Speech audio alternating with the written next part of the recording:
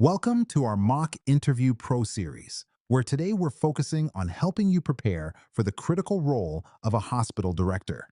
It's a position that requires strategic thinking, leadership, and the ability to handle complex situations. Let's dive into how you can showcase these skills, starting with our first question. Can you tell us about a time you played a key role in creating a long-term strategy for a hospital? What was your part and the result? This question is all about understanding your strategic planning skills and how you contribute to achieving long-term goals. Here are some pointers on how to tackle this question effectively. Think of a specific strategy you were involved in that had a significant impact. Clearly outline your role, especially in terms of leadership and teamwork. Mention the key objectives you aim for and any significant metrics. Discuss the outcomes, focusing on measurable improvements.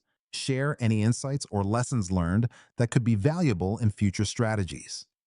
Now, let's look at how you might structure a strong response. In my previous role as a planning manager, I spearheaded a team to craft a 5-year strategic plan targeting reduced patient wait times. My responsibilities included data collection, facilitating departmental discussions, and presenting our strategy to the executive board. We successfully implemented several process improvements, decreasing average wait times by 30% over 3 years. By the way, we're only covering a handful of questions in this video, but I've prepared a free PDF with all 30 top interview questions for hospital director. It also includes example answers and tips to help you prepare with confidence. The download link is just below. Describe a situation where you led a major change initiative at a hospital. What steps did you take and what was the outcome? This question aims to gauge your leadership capabilities and how effectively you can drive significant changes. Here are some tips to help you frame your answer. Identify a specific change initiative you led. Detail the steps you took to implement the change. Explain how you communicated with staff and stakeholders throughout the preschool. Highlight any challenges you faced and how you addressed them. Conclude with the positive outcome and its impact on the hospital. Let's see an example of how to answer this. As a department head, I led the transition to a new electronic health record system. I assembled a core team to pilot the change, ran training sessions, and communicated openly about the benefits. Despite initial resistance, we resolved concerns through ongoing feedback, resulting in a smoother implementation and a 20% increase in efficiency within 6 months. Can you share an example of a conflict between departments that you had to resolve? How did you manage it?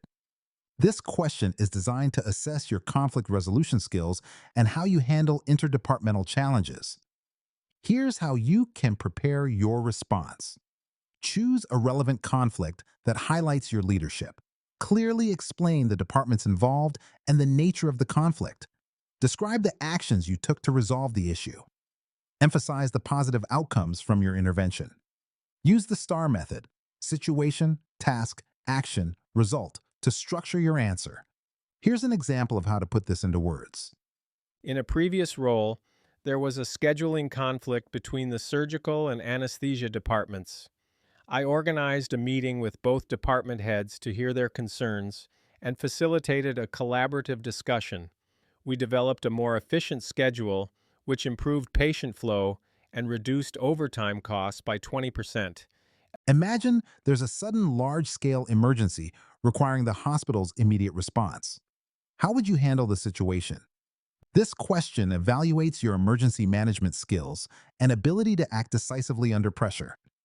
Consider these strategies when formulating your answer. Quickly assess the situation and gather all necessary information.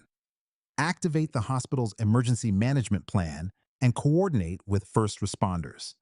Set up a command center to ensure seamless communication. Prioritize patient care based on urgency and allocate resources effectively.